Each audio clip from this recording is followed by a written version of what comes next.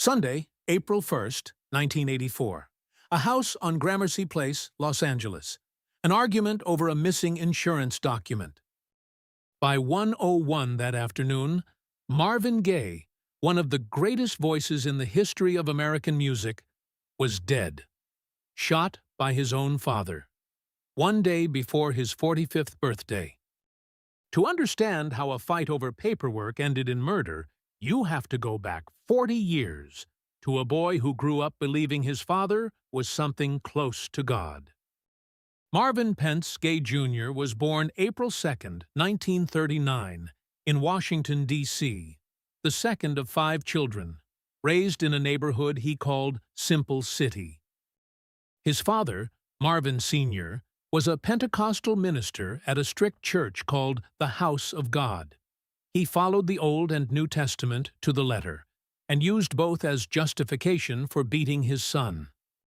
Marvin later described living with his father as like living with a king, a peculiar, changeable, cruel, and all-powerful king.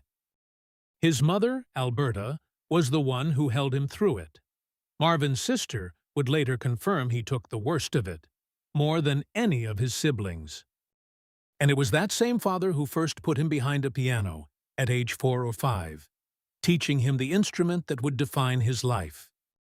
For as long as any of his children could remember, their father had a saying, one he repeated to them as kids, and kept repeating long after they were grown. I brought you in this world, and I can take you out this world.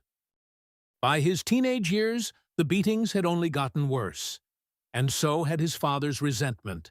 As Marvin grew into the talent and the confidence, his father seemed unable to stand. At 17, Marvin joined the Air Force, hoping to get as far from that house as possible. It didn't take. He was discharged within a year.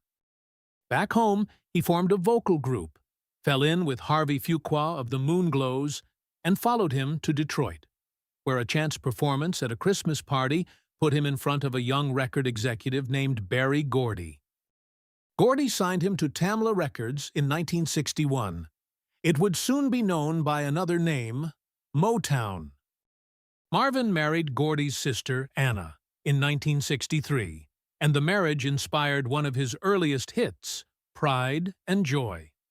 But the marriage would grow difficult over the years that followed, and by 1973, the two would separate. Through the 60s, Marvin built a career as one of Motown's defining voices. But the partnership that would come to mean the most to him hadn't happened yet. In 1966, Motown paired Marvin with a young singer named Tammi Terrell. Songwriters Ashford and Simpson gave them Ain't No Mountain High Enough, Ain't Nothing Like the Real Thing, You're All I Need to Get By. It wasn't romantic. It was something else. Marvin would later say he simply loved her energy, loved who he was when he sang with her. In October 1967, mid-performance in Virginia, Tammi collapsed into Marvin's arms on stage. Doctors found a brain tumor. For 2.5 years, Marvin watched her decline. On March 16, 1970, Tammi Terrell died. She was 24. Marvin fell apart. He walked away from music entirely, even tried out for the Detroit Lions. According to those close to him, he came close to taking his own life, until Berry Gordy's father, Pops Gordy, intervened and talked him back from it. What came out the other side was What's Going On, an album inspired by the war, police brutality, and unrest tearing the country apart in 1971. Motown didn't want to release it. Berry Gordy worried it would wreck the label's polished pop image. Marvin refused to record anything else until they did. Gordy finally gave in and warned him that if the album failed, his career was over. It sold 2 million copies. It's still considered one of the greatest albums ever made. With Motown's biggest paycheck in black music history behind him, Marvin should have been untouchable. Instead, he began chasing something he'd never had: control over his own body, his own desire, the very things his father's church had taught him to feel guilty about. In 1973, at 34, he met 17-year-old Janice Hunter. Their relationship, and his complicated relationship with his own guilt, became the album Let's Get It On. Marvin wrestling, in public, with the same religious shame his father had beaten into him as a child.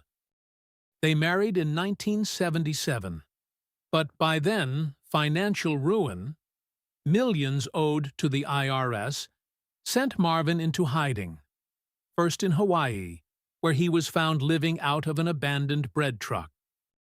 In 1982, Marvin left Motown for CBS Records and released Midnight Love.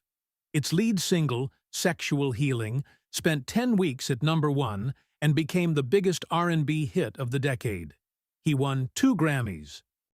In 1983, he performed a reworked, soul-drenched, Star-Spangled Banner at the NBA All-Star Game, still considered one of the greatest anthem performances in American sports history.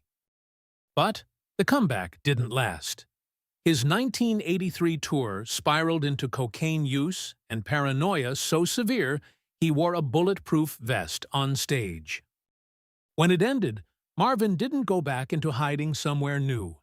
He went home, back to the house on Gramercy Place, back to his parents, back to his father. For 9 months, Marvin lived under the same roof as the man who raised him. The dynamic hadn't changed. Marvin, now paying the bills, believed he was the man of the house. His father did not agree. He'd said it to them for years. On April 1st, 1984, he meant it. On March 31st, an argument broke out over a missing insurance document. It carried into the next day. On April 1st, Marvin's father walked into his son's bedroom. He was holding a .38 caliber handgun, the same gun Marvin had given him months earlier for his own protection. He shot his son twice. Marvin's brother, Frankie, ran in and held him as he died. According to Frankie, Marvin's last words were, "It's okay, man. This is what I wanted." Marvin Gaye was pronounced dead at 1:01 p.m., one day before he would have turned 45. His father was charged with murder. The charge was reduced to voluntary manslaughter after it emerged he had a brain tumor of his own. He received a 6-year suspended sentence. He never served a day in prison. Marvin Gaye's ashes were scattered in the Pacific Ocean.